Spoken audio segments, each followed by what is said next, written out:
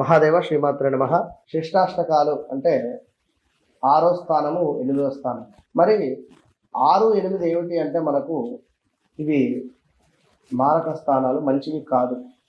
కాస్త వివాహం జరిగేటువంటి సందర్భంలో చాలా మంది కూడా ధనాలు కలిసాయా వివాహం జరిపించేద్దాం, మరి వరుగులు కలిసాయా వివాహం జరిపించేద్దాం.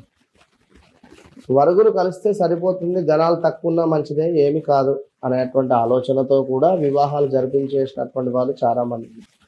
నాడి ఏకనాడి దోషంతో ఉండే అటువంటివైనా కూడా వివాహాలు జరిపించేసుకుంటారు. ఇక్కడ మెయిన్గా ఏమిటయ్యా అనుకుంటే షష్టాష్టకాలు. అసలు ఈ మాటే ఎవరికి తెలియదు, ఎవరికి కూడా చెప్పడానికి కూడా అర్థం కాకుండానే వివాహంలో ఇబ్బందులు, భార్యాభర్తలు అన్యోన్యంగా ఉండకపోవడం, భార్యాభర్తలలో గొడవలు ఏర్పడడం, భార్యాభర్తలలో ఒకరికి కాకుండా మరొకరికి హెల్త్ రిలేటెడ్ ప్రాబ్లమ్స్ రావడం, లేదా ఎవరైనా ఒకరు హెల్త్ ప్రాబ్లమ్స్తో మరణించడం, లేదా రెండో వివాహం దాకా వెళ్ళడం. ఆల్రెడీ ఒక వివాహం జరిగి ఉన్నా మరొక వివాహం చేసుకోవడం, ఇలాంటివి చాలా ఇబ్బందులు ఎదుర్కొంటూ ఉన్నారు ఈ యొక్క సమాజంలో. కనుక ముందుగా వివాహం జరిగేటువంటి సందర్భంలో దయచేసి చెప్తున్నాను పేరెంట్స్ అందరికీ కూడా, షష్టాష్టకాలు అనేటువంటివి ఒకటి ఉంటుందండి.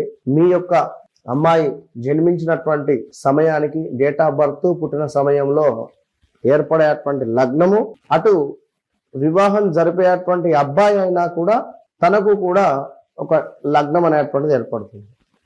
తన లగ్నానికి, అదేవిధంగా మీ అమ్మాయి లగ్నానికి, లేదా మీ అబ్బాయి లగ్నానికి ఆ అమ్మాయి లగ్నానికి లెక్కించినట్టయితే 6వ స్థానం కానీ 8వ స్థానం కానీ రాకూడదు. గుర్తుంచుకొని, ఇంత క్లియర్గా చెప్తున్నాను నేను. 8వ స్థానం కానీ 6వ స్థానం కానీ వచ్చినట్టయితే ఖచ్చితంగా కూడా ఆ యొక్క సంసారము నిలబడదు. 100% కూడా. ఎంతోమంది నా దగ్గరికి వచ్చినటువంటి వారు ఉన్నారు, క్లయింట్స్. రీసెంట్గా ఒక అమ్మాయి పాపం వివాహం చేసుకొని ఎంతో అంగరంగ వైభవంగా, చాలా అంటే చాలా ఘనంగా వివాహం చేసిన తర్వాత కేవలం 3 నెలలకే ఒక టార్చర్ మొదలైంది ఆ అమ్మాయికి. 3 నెలలకే. అప్పటి నుండి ఒక 8 నెలలు కూడా చాలా ఎంతో ఇబ్బందికరమైనటువంటి జీవితాన్ని గడిపి, వారి యొక్క అంటే ఒక చిన్న ఇన్సిడెంట్ లో హెల్త్ ప్రాబ్లం వస్తే కూడా హాస్పిటల్కి తీసుకొని పోవడానికి కూడా ఇంట్రెస్ట్ లేకుండా ఉన్నారు వారి యొక్క అత్తగారింట్లో. అంటే ఆ విధమైనటువంటి పరిస్థితి ఉంది. జీన్స్ వేసుకోవద్దని కానీ, ఈ విధమైనటువంటి బట్టలు వేసుకోవాలనేటువంటిది కానీ, ఇంకా చాలా చాలా ఎన్నో కూడా ఆ ఇబ్బందులు ఎదుర్కొని పాపం, అంటే ఒకటే అని కాదు సమస్య, ఇంకా చెప్పుకోరానివి చాలా ఉన్నవి, ఏం చెప్పలేనివి ఉన్నవి. కనుక ఈ విధమైనటువంటి పరిస్థితులు ఆ అమ్మాయి ఎదుర్కొంటే ఒకటే విషయం చెప్పడం జరిగింది, 100% మీరు విడాకులు తీసుకోండి. అటు పిమ్మట ఏది జరిగితే అది జరిగింది, తర్వాత సంగతి తర్వాత. ఎందుకంటే ఎట్లాగూ కూడా కలిసి ఉండేటువంటి పరిస్థితి ఉండదు, ఎంత మోటివేషన్ చేసినా కూడా. ఒక వివాహం జరిగింది అంటే చక్కగా కూడా పార్వతీ పరమేశ్వరు రూపకంగానే నేను భావన చేస్తాను. ఒక భార్యాభర్తలు అంటే వారిని విడదీసేటువంటి పరిస్థితి చేసిన ఈశ్వరుడు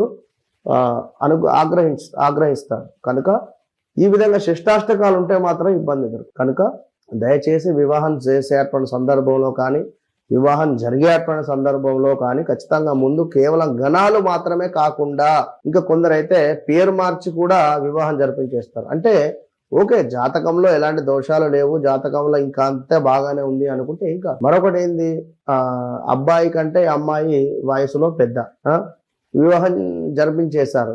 తీర సమయానికి ఆ అమ్మాయి బర్త్డే విషయంలో ఏదో విషయంలో వారికి తెలిసింది, ఆహా నువ్వు నాకంటే ఇంత సంవత్సరం పెద్ద అని దాచిపెట్టి వివాహం జరిపించేశారు అని చెప్పి తీసుకువెళ్ళి ఆ అమ్మాయిని ఇంట్లో విడిచిపెట్టడం, తర్వాత వారు కాంప్రమైజ్ రావడం. అంటే ఇదంతా ఒక మానసిక ఆందోళనకు సంబంధించింది కదా, గ్రహాలకు సంబంధించిందే కదా, ఎవరు నమ్మినా నమ్మకున్నా కూడా. కనుక దయచేసి ముందుగానే వివాహం జరిగేటువంటి సందర్భంలోనే చక్కగా షష్టాష్టకాలు, వాటికి సంబంధించినటువంటి అధిపతులు అన్ని కూడా చూసుకొని ముందుకు వెళ్ళండి.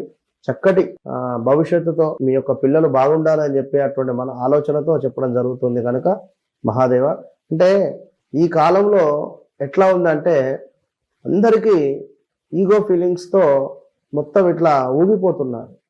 కనుక మరి వారి జాతకంలో ద్వితీయంలో సూర్యుడు ఉన్నాడా, కుజుడు ఉన్నాడా, ఇలా ప్రతిదీ కూడా చూసుకొని కాస్త స్టెప్ తీసుకోండి.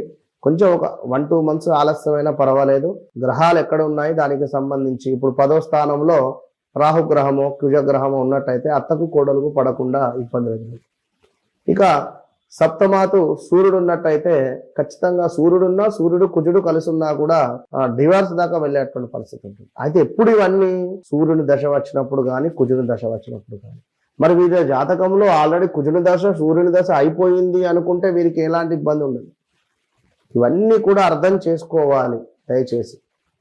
కనుక మీరు చక్కటి జీవితాన్ని పొందాలని మనస్ఫూర్తిగా కూడా కోరుకుంటూ మహాదేవ.